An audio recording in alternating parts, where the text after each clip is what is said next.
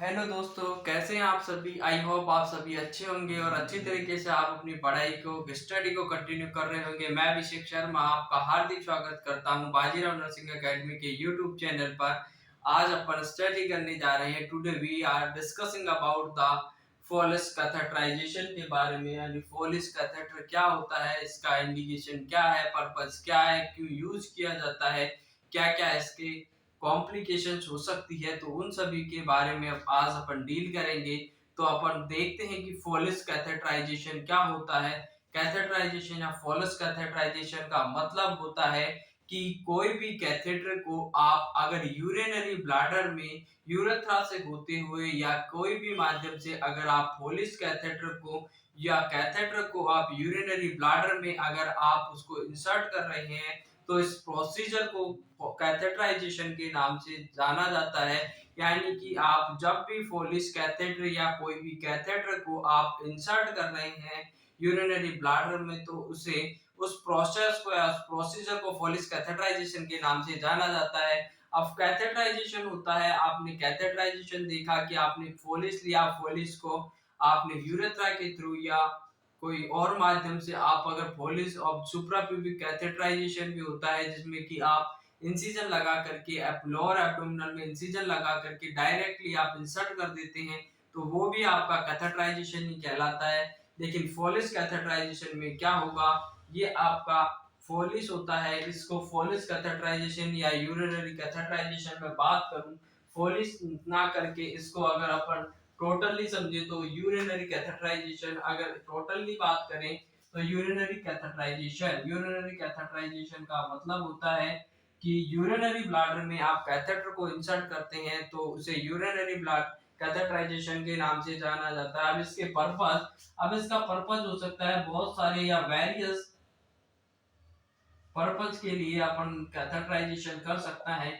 अब जैसे मान लीजिए कि सबसे पहला इसका है कि आपको यूरिनरी ड्रेन करने के लिए टू ड्रेन द यूरिन, अगर कोई पर्सन है जिसका कि यूरिन ड्रेन करना है, जिसका कि यूरिनरी में कोई ऑब्स्ट्रक्शन है, तो उसकी वजह से अगर ड्रेन नहीं आ रहा है या यूरिन आउटपुट है वो नहीं आ रहा है, या स्ट्रिक्टली अगर आपको यूरिन आउटपुट का मॉनिटरिंग करना है, यूरिन आउटपुट इनटेक आउटपुट की स्ट्रिक्टली मॉनिटरिंग करनी है, या फिर कोई पर्सन है जिसको कि एकेआई या रीनल फेल्योर है या रीनल से रिलेटेड कोई भी डिजीज है जिसमें कि आपको स्ट्रिक्टली मॉनिटर करना होता है फ्लूइड इनटेक का, उसमें या इनटेक इनटेक आउटपुट का स्ट्रिक्टली मॉनिटर करना होता है, उसमें आपको कैथेटराइजेशन करने की आवश्यकता पड़ती है। यानी कि ड्रेन द यूरिन को ड्रेन द यूरिन को ड्रेन करने के लिए आपको यूरिनरी कैथेटराइजेशन की आवश्यकता पड़ती है।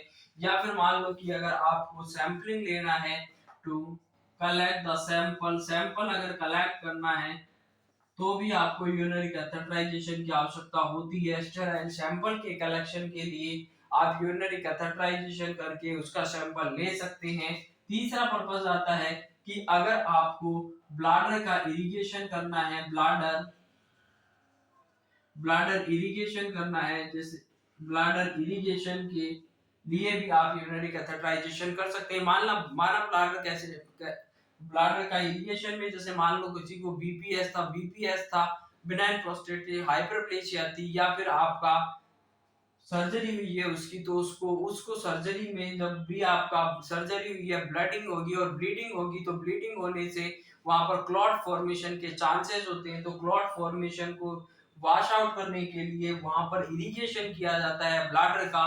तो ब्लैडर का इरिगेशन करने के लिए भी आपको कैथेटराइजेशन करने की आवश्यकता होती है। और आपको ड्यूरिंग सर्जरी या आफ्टर सर्जरी ड्यूरिंग सर्जरी या after surgery after and during surgery के दौरान भी आपको कैथेटराइजेशन करने की आवश्यकता होती है। या जब भी आपको सर्जरी करते हैं तो उस दौरान ये तो है नहीं कि बार बार में वो मूत्र विसर्जन करेगा और बार बार में वो वहां पर बेड सीट को या आपके बेड को वेट करता रहेगा, ऐसा कोई प्रोसीजर नहीं है। जब भी पर्सन होगा उसका सर्जरी के दौरान उसको कैथेटराइजेशन करने की आवश्यकता होती है, ताकि उसका कंटिन्यूअस में आप मॉनिटर यूरिन आउटपुट को मॉनिटर कर सके। या फिर आपका होता है कि स्ट्रिक्ट इनटेक आउटपुट मॉनिटरिंग करना होता है, स्ट्रिक्ट इनटेक आउटपुट की मॉनिटरिंग करनी होती है, तो भी आपको कैथेटराइजेशन करने की आवश्यकता होती है।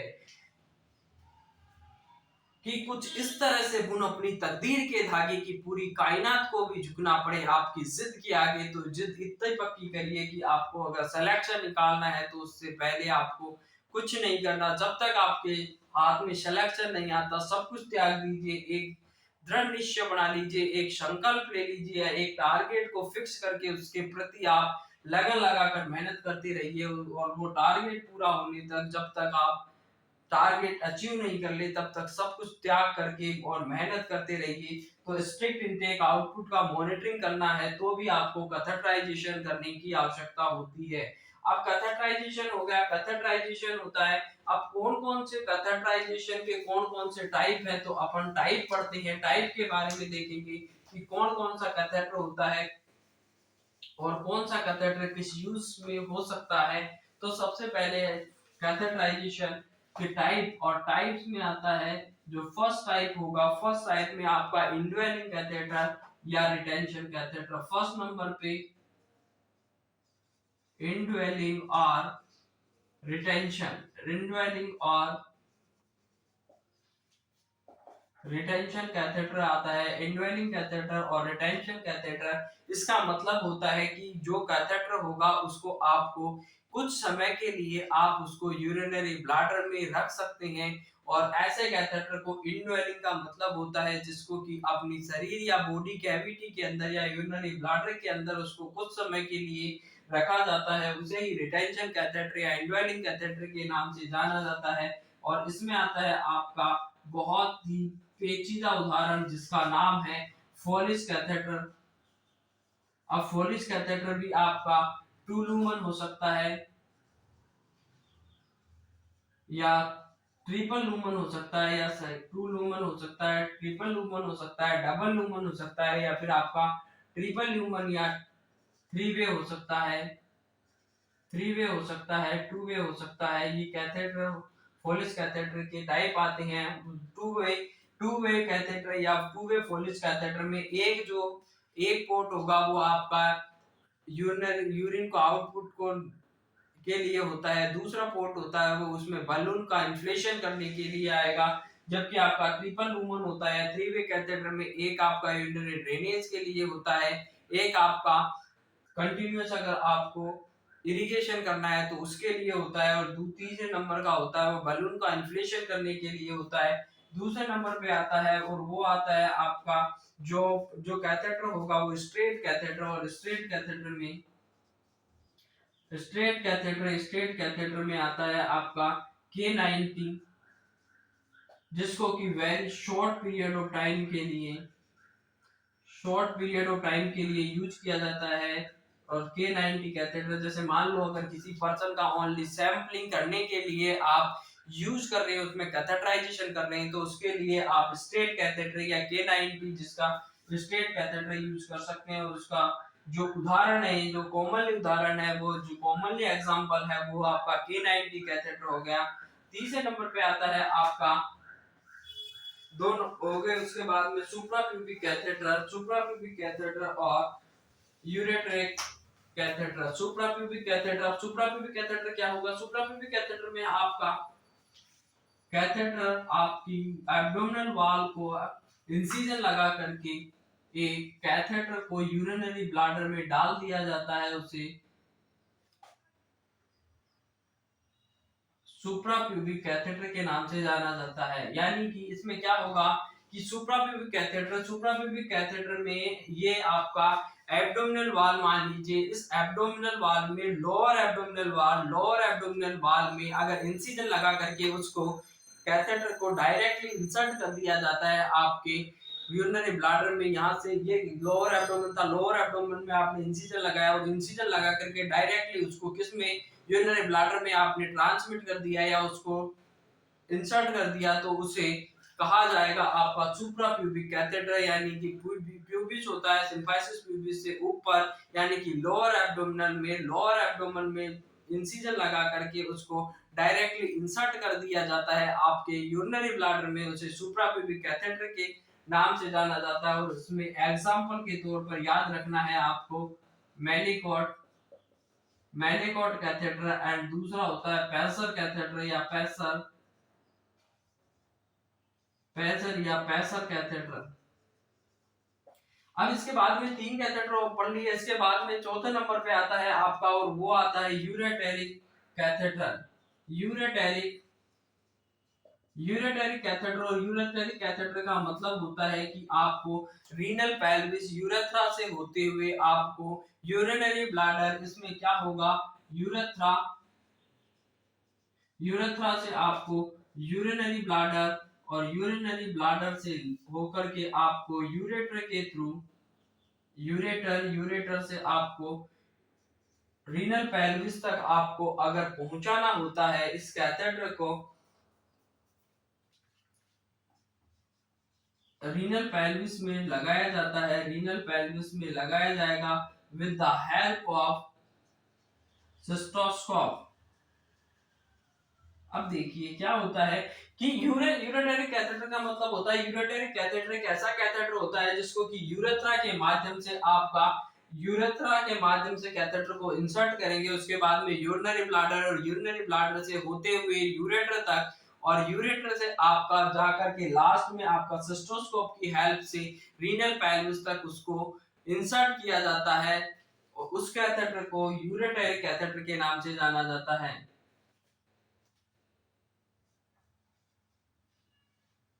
यूरेटरी कैथेटर के नाम से जाना जाएगा। अब यूरेटरी कैथेटर का मतलब होता है कि यूरेथ्रा से होते हुए यूरिनरी ब्लैडर, और यूरिनरी ब्लैडर से यूरेटर, और यूरेटर से होते हुए आपके रीनल पेल्विस तक अगर कैथेटर को इंसर्ट किया जाता है तो उसे आपका यूरेटरी कैथेटर के नाम से जाना जाता है। ये 4 टाइप के आपके कैथेटर हो गए।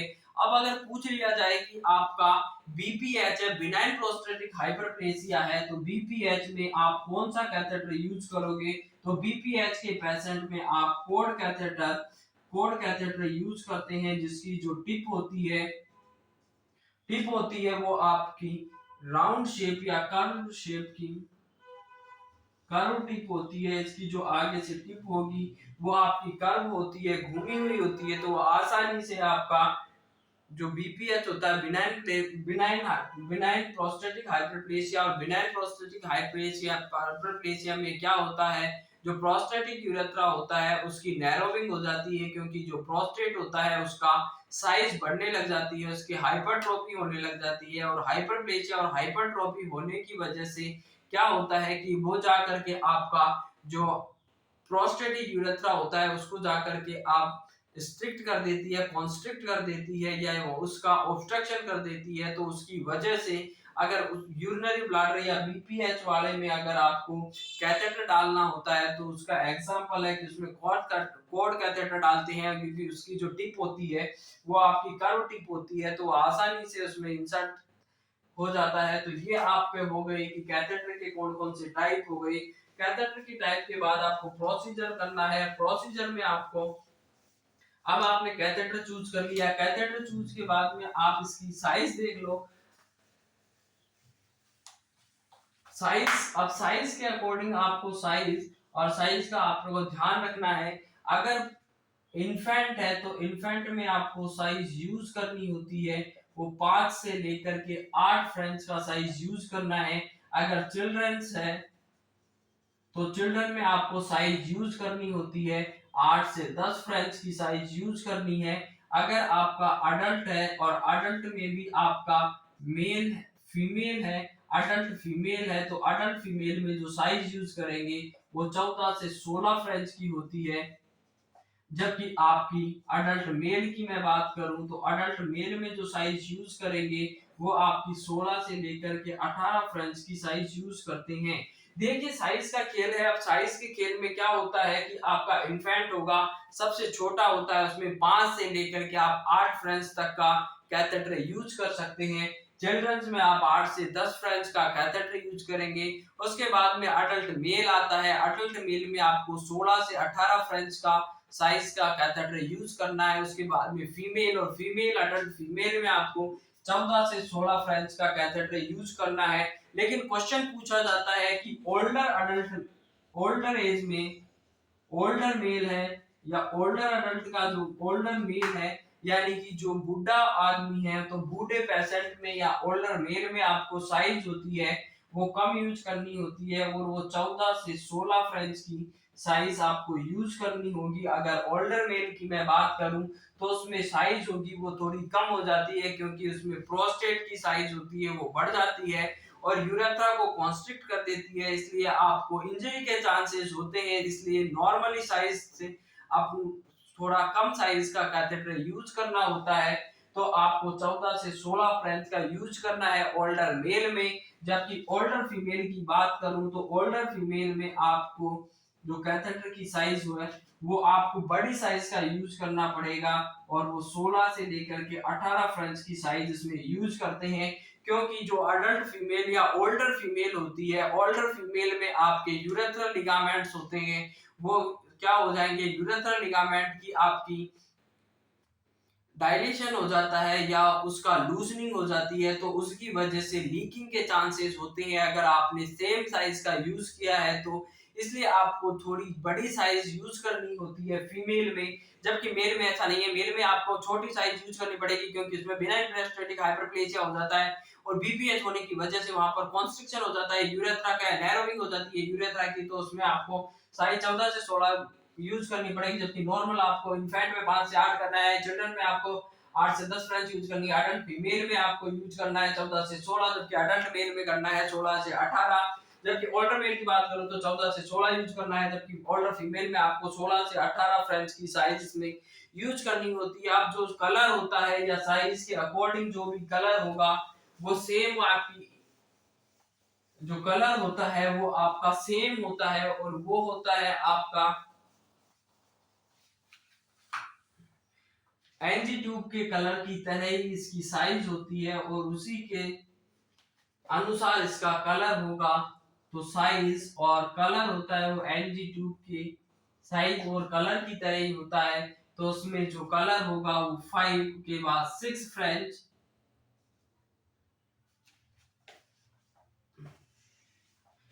5 6 8 10 12 14 16 18 20 22 एंड 24। तो उसमें सेम कलर 5 का होता है वो ग्रे कलर का होगा, वही एनजी ट्यूब की तरह। 6 नंबर होता है वो लाइट लाइट ग्रीन कलर की होती है। 8 नंबर आपका ब्लू कलर का होगा। 10 नंबर पे ब्लैक कलर की आता है और प्रैक्टिकली तो अब ब्लैक कलर का 10 नंबर का आता है और ब्लू कलर की जगह आप प्रैक्टिकली तो अभी में जो ब्लैक कलर का आ रहा है वो 8 नंबर का भी आपका नॉर्मली थ्योरेटिकल अभी तक ब्लू ही है, लेकिन प्रैक्टिकली यूज में आप ब्लैक कलर का भी 8 नंबर का भी ब्लैक कलर आने लग गया है। 12 की बात करूं तो व्हाइट होगा, व्हाइट कलर होता है। 14 का आपका ग्रीन कलर होता है। 16 का ऑरेंज होगा, जबकि 18 का आपका रेड कलर होता है। 20 का येलो कलर होगा। उसके बाद में वायलेट वायलेट होता है 22 का एंड 24 का होता है लाइट ब्लू कलर की होता है। जो फोलिस कैथेटर भी आपका सेम आपकी एंटी ट्यूब की साइज का और अकॉर्डिंग टू कलर के अनुसार ही इसका भी कलर होता है। 5 नंबर का होता है वो ग्रे कलर का होता है। 6 नंबर का लाइट ग्रीन की होती है। 8 नंबर का ब्लू और प्रैक्टिकली तो 8 नंबर का भी ब्लैक कलर का आने लग गया है। 10 नंबर का होता है वो ब्लैक कलर का होता है। 12 का व्हाइट होगा। 14 का आपका ग्रीन कलर होता है। 16 का ऑरेंज कलर होगा।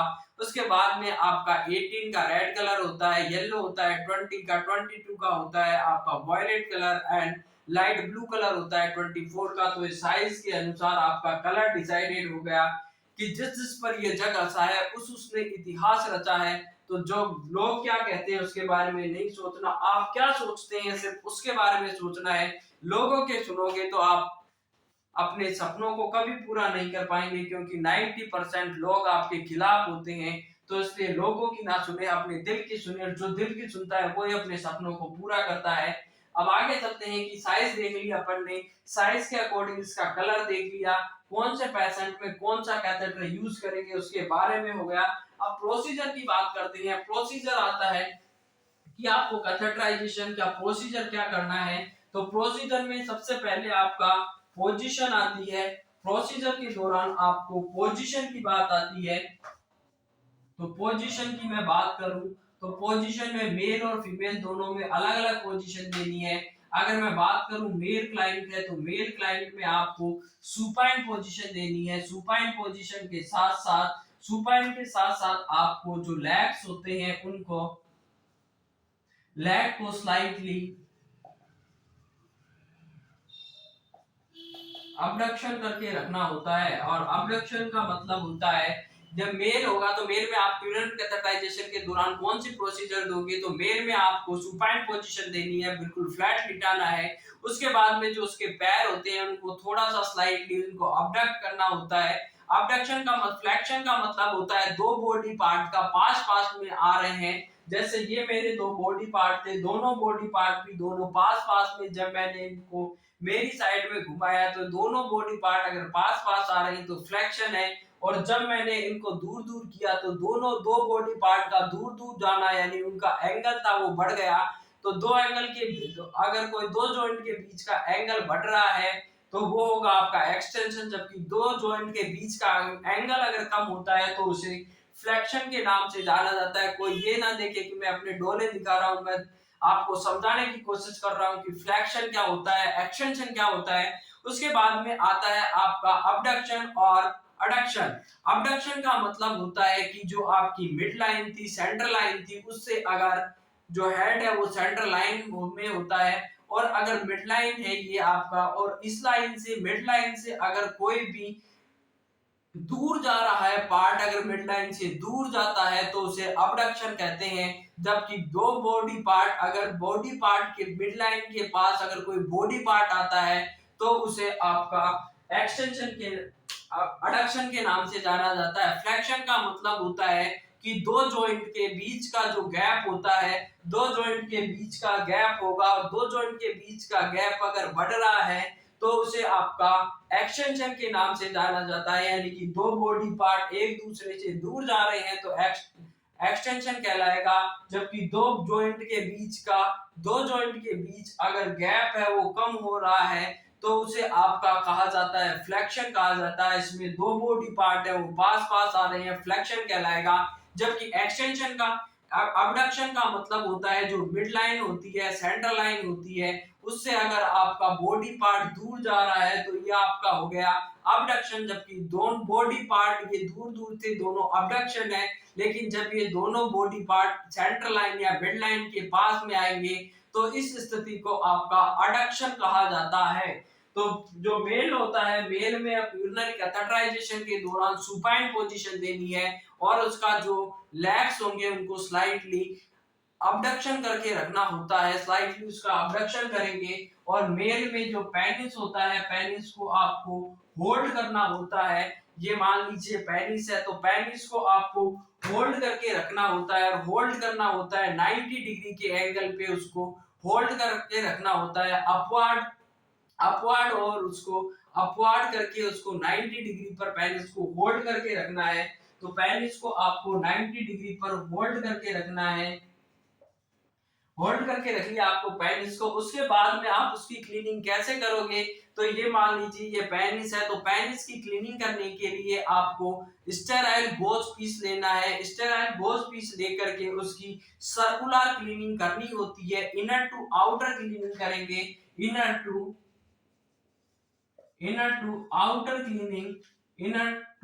आउटर क्लीनिंग करते हैं। और सर्कुलर मोशन में inner to outer circular motion में इसकी क्लीनिंग करते हैं। इनर टू आउटर क्लीनिंग करेंगे, सर्कुलर मोशन में करेंगे। उसके बाद में फीमेल आती है और फीमेल में कैथेटराइजेशन करते हैं तो पोजीशन देनी है आपको। वो आपको कौन सी पोजीशन दोगे, तो उसमें रिकमेंड डोर्सल रिकमेंड पोजीशन का आपको यूज करना होता है फीमेल कैथेटराइजेशन। जब भी आप फीमेल कैथेटराइजेशन करोगे तो पेशेंट होगा, पेशेंट को आपने सुपाइन पोजीशन में लिटाना है और उसके जो नी होते हैं उनको स्लाइटली आपको फ्लेक्शन करवा के और थोड़ा सा अब्डक्टेड करवा के रखना होता है। तो इसे ही डोर्सल रिकम्बेंट पोजीशन के नाम से जाना जाता है। अब आप फीमेल में क्लीनिंग की बात करेंगे तो फीमेल में आपको क्लीनिंग करनी होती है यूरेथ्रल ओपनिंग की। जब आप क्लीनिंग करोगे यूरेथ्रल ओपनिंग की तो आपको फ्रंट टू बैक क्लीनिंग करनी होती है यूरेथ्रल ओपनिंग की। जब भी आप क्लीनिंग करोगे तो फ्रंट से, ये फ्रंट था यानी यूरेथ्रल ओपनिंग से लेकर के बैक की साइड जाना है, यानी कि यूरेथ्रल ओपनिंग से आपको वेजाइनल ओपनिंग की तरफ उसकी क्लीनिंग करनी होती है। और हर बार आपको अलग अलग, ये आपका वजाइनल ओपनिंग मान लीजिए, ये यूरेथ्रल ओपनिंग है, वजाइनल ओपनिंग है, तो आपको क्लीनिंग करनी होगी वो आपकी यहाँ से यानी यूरेथ्रल ओपनिंग से क्लीनिंग करोगे। ये आपने स्वाब लिया है, गैस्ट्राइल गोज पीस लिया है, तो आप ऊपर से यानी कि यूरेथ्रल ओपनिंग से वजाइनल ओपनिंग की तरफ यानी कि फ्रंट से बैक की साइड आपको क्लीनिंग करना है। ये एक क्लीनिंग हो गई। उसके बाद में दूसरा गोज पीस लेना है, दूसरी क्लीनिंग करनी है ऊपर फ्रंट टू बैक। कभी भी अगर नीचे यानी कि आपको जब भी आप क्लीनिंग करते हैं तो आपको मोर क्लीन एरिया से लेस क्लीन एरिया की तरफ जाया जाता है, यानी कि लेस कंटामिनेटेड से मोर कंटामिनेटेड की साइड में आपको क्लीनिंग करनी होती है।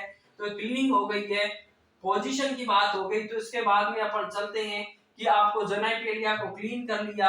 अब ड्राई स्टेराइल कॉटन आपको इसमें यूज करना होता है। अब इसमें इंसर्शन की बात आती है कि जब भी आप कैथेटराइजेशन करोगे तो उसका कैथेटर को इंसर्ट कितना करना है, इंसर्ट कितना करोगे कैथेटराइजेशन के दौरान आपको कैथेटर को इंसर्ट करना कितना पड़ता है।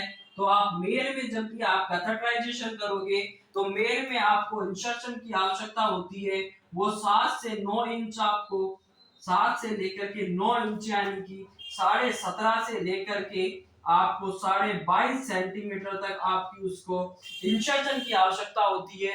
जबकि क्योंकि मेल यूरेथ्रा होता है वो बड़ा होता है, उसकी साइज होती है वो 25 से 30 सेंटीमीटर की होती है, जबकि फीमेल यूरेथ्रा होती है उसकी साइज होती है वो 5 इंच, वो सॉरी, जो मेल यूरेथ्रा होता है उसका साइज होता है वो 10 इंच यानी कम 25 से 30 सेंटीमीटर होगा।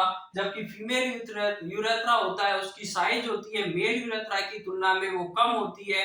इसलिए आपको जब भी फीमेल कैथेटराइजेशन करते हैं तो फीमेल में आपको जो इंसर्शन करना होता है, फीमेल की मैं बात करूं तो फीमेल में आपको 3 इंच 3 इंच आपको इंसर्शन करना होता है फीमेल में, जो कि 7.5 सेंटीमीटर या 3 इंच आपको इंसर्शन करना होता है फीमेल में।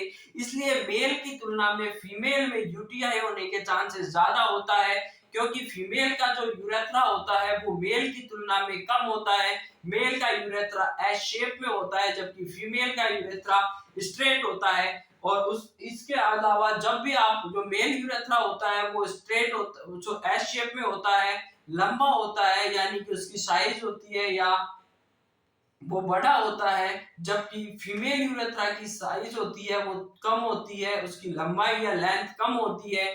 जबकि फीमेल यूरेथ्रा में यूटीआई का चांसेस का दूसरा कारण होता है कि जो यूरेथ्रल ओपनिंग होती है वो आपकी वेजाइनल और एनस ओपनिंग के पास होती है, इसलिए उसमें यूटीआई होने के चांसेस ज्यादा होते हैं। इन दो कारणों की वजह से फीमेल में यूटीआई के चांसेस ज्यादा होते हैं। और जो most common hospital acquired infection होता है वो यूटीआई होता है, जो कि मेनली आपका ई कोलाई के कारण होता है।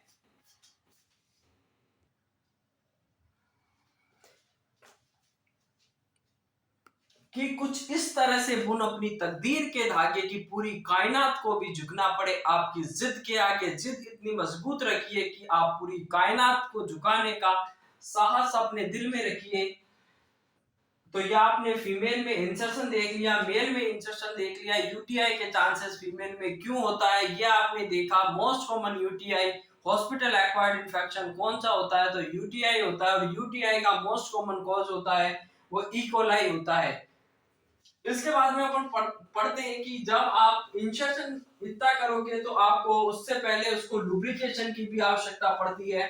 आपको सूखे सूखे कैथेटर को आपको इंसर्ट नहीं करना होता है, क्योंकि वो जाकर के आपके यूरेट यूरेथ्रा की इंजरी करवा सकता है और ब्लीडिंग करवा सकता है। तो इंजरी से प्रिवेंट करने के लिए और कैथेटर आपका आसानी से इंसर्शन हो सके या पेन को रिडक्शन करने के लिए आप एक जेली यूज करते हैं, जिससे कि लिग्नोकैन जेली आप यूज करेंगे। वाटर सोल्यूबल जेली आपको यूज करना होता है, वो जाकर के आपके यूरेथ्रा को एनेस्थेटाइज करने का काम करेगी। दूसरा काम करेगी कि आपको यूरेथ्रा में जाकर के इंजरी को प्रिवेंट करेगी, और तीसरा काम करेगी कि उसको लुब्रिकेट कर देगी, तो वो आसानी से इजी वे में आपका इंसर्शन हो जाएगा और पेन को प्रिवेंट करेगी। तो इसका लुब्रिकेशन की मैं बात करूं, लुब्रिकेशन में मेल और फीमेल में दोनों में अलग अलग होगा, क्योंकि कैथेटर आपको मेल में ज्यादा इंसर्शन की आवश्यकता पड़ेगी, जबकि फीमेल में कैथेटर इंसर्शन की आवश्यकता होती है वो कम होती है। तो मेल में आपको यूरेथ्रा कैथेटर की जो मेल में इंसर्शन करने की आवश्यकता पड़ती है, और मेल में आपका लुब्रिकेशन करेंगे तो 6 से 7 इंच आपका इसमें लुब्रिकेशन की आवश्यकता होगी। जबकि आपकी फीमेल होगी तो फीमेल में आपको लुब्रिकेशन की आवश्यकता होती है, वो कम होती है। यानी कि जो मेल में आपका होगा, और मेल में आपको 15 से लेकर के 17.5 सेंटीमीटर तक लुब्रिकेशन करना है, जबकि फीमेल में आपको 1 से 2 इंच लुब्रिकेशन की आवश्यकता होती है। यानी कि 2.5 से लेकर के 5 सेंटीमीटर तक आपको इसमें लुब्रिकेशन करना होता है। ये लुब्रिकेशन हो गया। इसके बाद में लुब्रिकेशन के बाद में आपको उसका इंसर्शन करना है, कि आपने इंसर्शन पढ़ लिया है कि फीमेल में 3 इंच उसको इंसर्ट करना है, जबकि मेल में उसको इंसर्ट करना होता है 7 से लेकर के 9 इंच, यानी 17.5 से 22 सेंटीमीटर तक उसको करेंगे। वाटर सोल्यूबल जेली इसमें यूज करते हैं। उसके बाद में आता है कि इसमें अब आपने ये यूज कर लिया, उसके बाद में जब आप इंसर्शन करोगे कैथेटर का, तो आपको कैसे पता चलेगा कि यूरिनरी ब्लैडर तक पहुंच चुका है। तो उसके लिए जब भी आप यूरिनरी कैथेटर को इंसर्शन करोगे, तो जहां पर आपका यूरिन आने लग जाता है, तो सोच लीजिए कि ये आपकी जो नेक थी, ब्लैडर की जो नेक थी, या ब्लैडर का जो सर्विक्स टाइप में होता है जिसे नेक कहते हैं, उस नेक में जाकर के कैथेटर पहुंच चुका है। तो उससे आगे आपको इंसर्ट करना होता है, क्योंकि अगर आपने वहीं रख करके उसको बैलून को डायलेट कर दिया, तो यूरेथ्रा की साइज इतनी बड़ी नहीं होती है कि वो आपके यूरेथ्रा बैलून के कैथेटर के साइज को, बैलून को वहां पर जगह मिल पाएगी, और वहां पर आपका यूरेथ्रल इंजरी हो सकती है। तो उसको प्रिवेंट करने के लिए आपको 1 से 2 सेंटीमीटर यूरिन आने के बाद में उसको 1 से 2 सेंटीमीटर आगे तक उसको इंसर्ट करना होता है। ये दोनों मेल और फीमेल दोनों में ही ऐसा ही करना होता है। इसके बाद में देखते हैं, ये इंसर्शन हो गया। तो उसके बाद में बात आती है कि जब भी आप उसको बैलून को आप इन्फ्लेट करोगे, तो बैलून को इन्फ्लेट किससे करना है। कई लोग कहेंगे कि इसको आप कोई भी क्रिस्टलाइन सॉल्यूशन जैसे कि NS से आप बैलून को क्रिस्टलाइन या इन्फ्लेशन कर सकते हैं, लेकिन कभी भी आपको ध्यान रखना है कि बैलून को आपको कभी भी NS से, कभी भी बैलून में आपको NS इंसर्ट नहीं करना है, क्योंकि ये जाकर के हमेशा आपको स्टेराइल वाटर या सॉल्यूशन या स्टेराइल वाटर आपको यूज करना होता है। और स्टेराइल वाटर आपका इसलिए यूज किया जाता है क्योंकि उसमें क्रिस्टलाइज नहीं होता है। मान लीजिए आपने अगर NS यूज कर लिया, तो NS अगर आपने यूज किया है, तो वो जाकर का आपके क्रिस्टलाइज हो जाएगा, और जब ये क्रिस्टलाइज हो जाएगा, तो उसका जो यूरिनरी कैथेटर आपने लगाया था उसका वापस से रिमूवल करना कठिन हो जाता है। क्योंकि जब भी आपने देखा होगा कि आप बैलून को जब भी आप उसमें डालते हैं, बैलून में जब भी आपको इन्फ्लेशन के लिए बैलून में आपको हमेशा स्टेराइल वाटर यूज करना होता है। कभी भी आप उसमें NS नहीं पुश करते हैं, क्योंकि जब भी आपने NS पुश करोगे, तो NS पुश करने के बाद थोड़े दिनों के बाद जो NS होगा वो जाकर के आपका क्रिस्टलाइज हो जाएगा, और जब ये क्रिस्टलाइज हो जाएगा, तो वो वापस से आपको रिमूव नहीं हो पाता है, तो उसके लिए फिर आपको सर्जरी करने तक की नौबत आ जाती है। इसलिए हमेशा प्रैक्टिकल में ध्यान दें कि जब भी आपको इन्फ्लेशन करना है यूरिनरी कैथेटर के बलून का, तो हमेशा उसमें आपको डिस्टिल वाटर यूज करना होता है या स्टेराइल वाटर का उसमें यूज करना होता है। अब बात हो गई कि आपने कैथेटराइजेशन तो कर लिया, लेकिन कैथेटराइजेशन करने के बाद उसको एंकर कहाँ पे करोगे?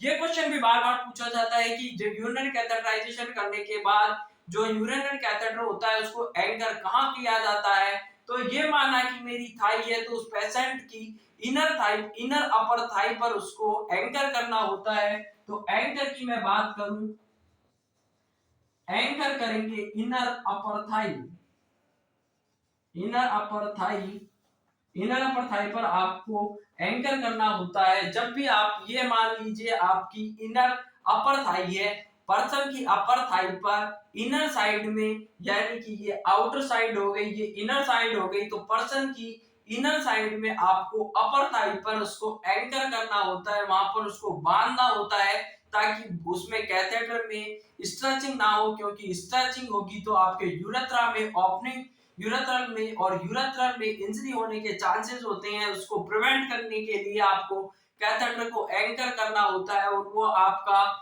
इनर अपर थाई पर उसको एंकर किया जाता है। ये सब कुछ आपने देख लिया है। इसके बाद में अपन यूज देखते हैं कि कैथेटर की लंबाई या लेंथ कितनी होती है। तो कैथेटर की जो लेंथ होती है वो 20 से लेकर के 45 सेंटीमीटर की होती है, जबकि बैलून की कैपेसिटी आती है 5 से 15 ml तक की होती है। नॉर्मली 5 से 10 होती है और क्वेश्चन में एक ही क्वेश्चन का आंसर देना है तो नॉर्मली 10 ml आप उसमें आंसर दे सकते हो। तो आपने यूरिनरी कैथेटर के बारे में ये पूरा सब कुछ पढ़ लिया है। अब एक चीज और पढ़ते हैं कि रिटेंशन टाइम की, कैथेटर का retention time,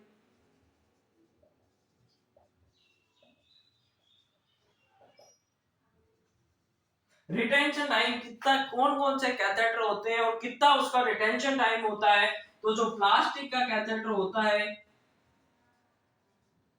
plastic plastic catheter, और प्लास्टिक कैथेटर को आप up to 1 week, up to 1 week तक इसका प्लास्टिक कैथेटर, और प्लास्टिक कैथेटर को आप 1 वीक तक, अप टू 1 वीक तक इसको इंसर्ट या रिटेंशन करके रख सकते हो। उसके बाद में आता है आपका प्लास्टिक कैथेटर को आप 1 वीक तक कर सकते हो। रबर कैथेटर, प्लास्टिक के बाद में आप रबर कैथेटर हुआ, सेलास्टिक कैथेटर हुआ, रबर कैथेटर हुआ, सेलास्टिक कैथेटर हुआ, या आपका लेटेक्स का जो कैथेटर आता है, लेटेक्स कैथेटर को, इनको आप 2 से लेकर के 3 वीक तक आप रिटेंशन करके रख सकते हो। कि जब भी आपको जो कैथेटर होता है प्लास्टिक कैथेटर को आप अप टू 1 वीक तक, यानी कि 7 दिन तक या अप टू 1 वीक तक उसका रिटेंशन टाइम होता है, उसके बाद उसको निकालना पड़ता है। जबकि आपका रबर कैथेटर हुआ, सेलास्टिक कैथेटर हुआ, या फिर आपका लेटेक्स कैथेटर होता है, वो 2 to 3 वीक का इसका रिटेंशन टाइम होता है। उसके बाद में आता है पीवीसी, और पीवीसी पीवीसी का मतलब होता है पॉलीविनाइल क्लोराइड का कैथेटर। पॉलीविनाइल का कैथेटर आता है और इसका रिटेंशन टाइम होता है वो 4 to 6 वीक का रिटेंशन टाइम होता है, 4 to 6 वीक का होता है। जबकि लास्ट जो आपका सिलिकॉन कैथेटर आता है,